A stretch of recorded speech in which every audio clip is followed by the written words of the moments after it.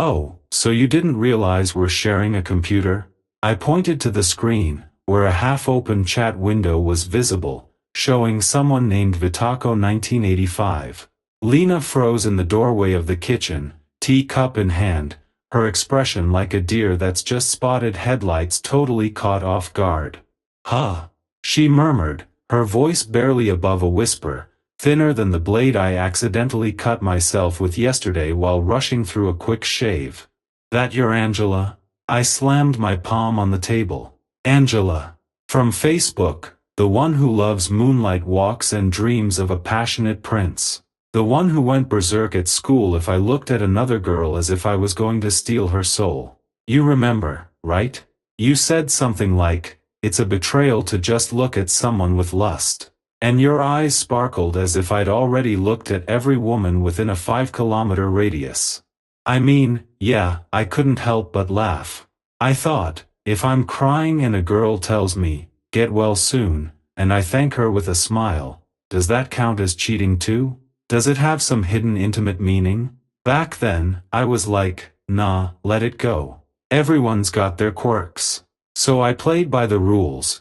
No liking photos of exes. No "oh, you look gorgeous today" comments to coworkers, just keeping it sterile, like in an operating room. Then one evening, while I was digging through our shared computer looking for an old lease agreement, I stumbled across a tab with a conversation. At first, I thought it was just some spam, but when I saw Lena's photo under the name Angela, something clicked. I opened the message, and there it was, "You're so hot." Angela was writing to some Samuel. Can you picture me right now, lying in the bathroom? This is for some Matthew. Skin the pack. The boss is here for an hour. I'm sitting there, feeling like my mind's slowly turning to mush. It's just a game. Lena threw her hands up, like she was explaining to a child why eating glue isn't a good idea. I haven't met them. She added quickly. Well, this changes the whole situation. I blurted out in response, and my laughter echoed so loudly that it probably scared the neighbors.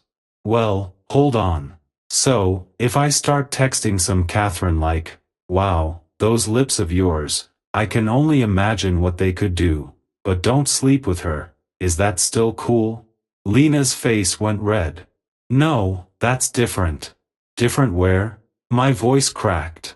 You yourself said flirting is cheating. Well, I'm not serious with them. Right, and this whole, well, or Angela thing you've got going on, what's that? Some kind of experiment or a thesis on how to destroy a marriage in 5 nights over the internet? Anyway, I just left the house. Didn't slam the door. Didn't shout. Just walked out. I strolled down the street, thinking to myself, the irony. For 4 years, I was too scared to look at another waitress, terrified of hurting my wife, and all the while she was, well, let's say, having some fun. Was she bored, or was she just testing how far I'd go? Lena sat at the kitchen table, holding that same cup of tea now cold, just like our relationship had been for the past hour. You're right, she said, her voice flat. This is hypocrisy. I walked past her without a word, headed for the bedroom, and grabbed my suitcase. It wasn't big, just the one I took on business trips when I was away for a week. The night. The wives pose for something. Lena appeared in the doorway, her eyes wide. Leaving? I stopped packing and turned to face her.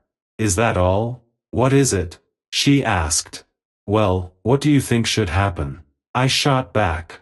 You yourself said that even flirting is cheating. You drew the line, and then you stepped right over it without even flinching. No, but I am. She started. Yeah, of course, she just sent filthy messages to random guys under a fake name that's totally different, right? I zipped up my suitcase sharply. That's the thing, you don't get it. It's not about whether you touched anyone or not. It's that you were lying to me, playing some sleazy game behind my back, and I thought we were building something. Something real. I waved my hand dismissively. Forget it. And then, suddenly, Lena broke down. Not dramatically, not hysterically, but quietly, genuinely. I'm just saying. I was lonely, you know.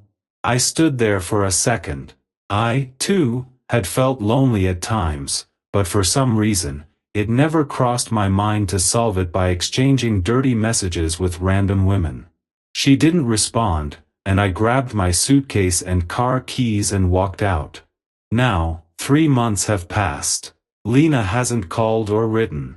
But Angela changed her profile picture to a new one. Now she's in some lace underwear.